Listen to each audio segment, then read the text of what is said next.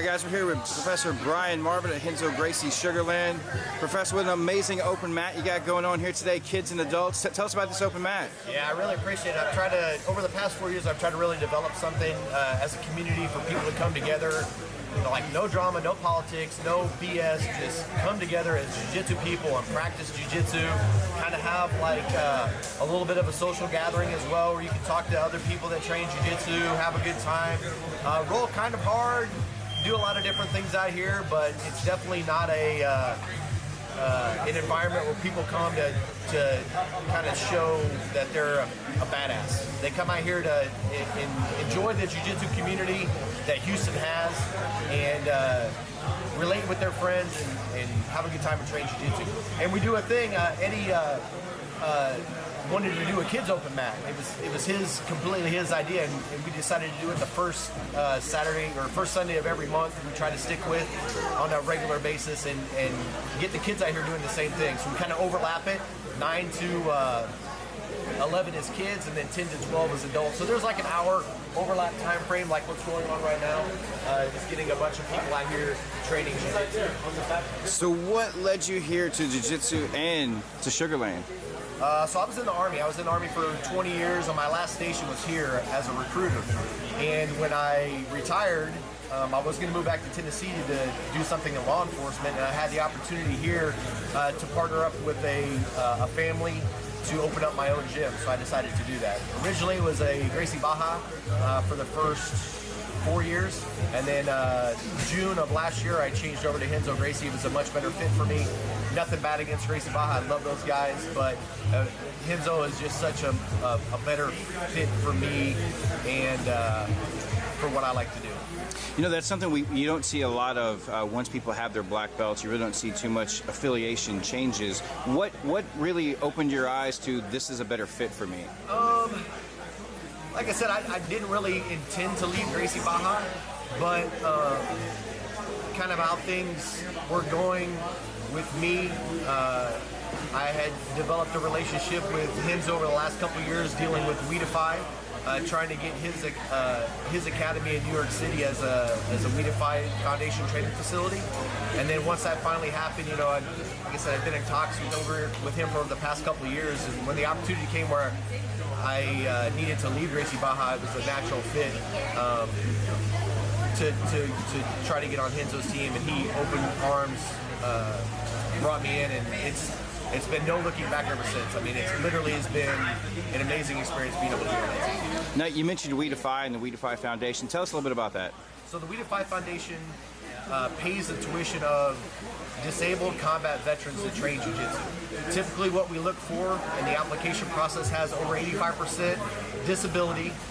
We generally want to try people that are suffering with a little bit of PTSD, TBI, chemical dependency, or things like that, get them back into a team-style environment, something that isn't out there, that isn't training currently, try to get them into a jiu-jitsu environment to train jiu-jitsu. Everybody that does jiu-jitsu knows what a great mental stress relief that it is, and the team environment, physical activity, getting them doing something, and the We Defy Foundation wants to help veterans be able to do that.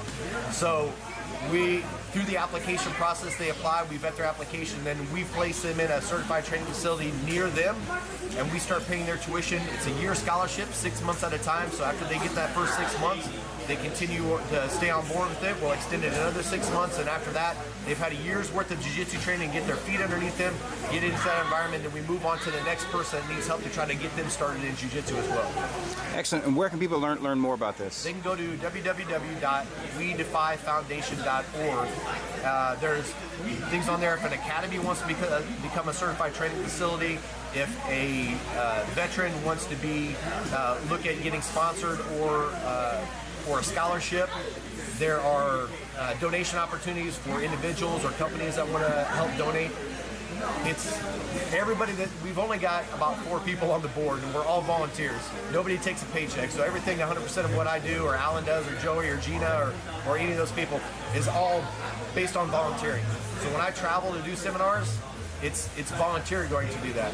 So 100% of the money that is raised goes directly back into veterans. That's what I love about the We Defy Foundation. I'm the president of it. I don't take a salary. Nobody else does. We're just trying to raise money to help veterans. Is what we're trying to do. Excellent. Now, with the foundation, you have an event coming up on April 20th. Tell us about that event. Yeah, April 20th is going to be a real cool event called BrewJitsu. Mick Maynard brought the idea to me about doing it, and I was on board with it right off the bat. And we ran with it ever since. And that was probably only, I don't know, maybe 2 months ago that he had the idea that we started planning it all together. And Ryan at 8th Wonder is really helping out with providing a location for us to do it. We're going to try to do it outdoors. They've got 2 pavilions. Ebert has allowed us to use his mats from the Grand Prix. So we're going to put those down under 2 pavilions outdoors. We're going to have a live DJ. If a person drinks, obviously the brewery is going to have beer there. You pay $20 to get in. If you want to drink, you're going to get 2 drink tokens. If you're old enough and choose to drink, like I don't drink, so I'm going to go there and somebody else can have my tokens. Or I mean, I may have a beer, I don't know, but I'm not a big drinker, so it's not necessarily a drinking event. It's a community event hosted at 8th Wonder, and they're really helping us out. They're also going to brew a beer for us called Fodacy under Renzo's name, or the Fodacy Mindset. So that's going to happen as well. But it's on April 20th from 11 to 1. It's open for everybody, kids, adults, families, pets. It's a great environment out there to have a really, really, really good time, enjoy jiu-jitsu and the community. Man, and again, from the H-Town community, we thank you so much for all the things that you've done since you've arrived here the last 4 years. The city has changed. Jiu-jitsu has really changed, and we can't thank you enough. Yeah, it's my pleasure. I mean, I love jiu-jitsu. I love training. I love teaching. I'm hurt right now, so I'm not able to, but I can't wait to get back out and train on these open mats and with all these amazing people. Excellent.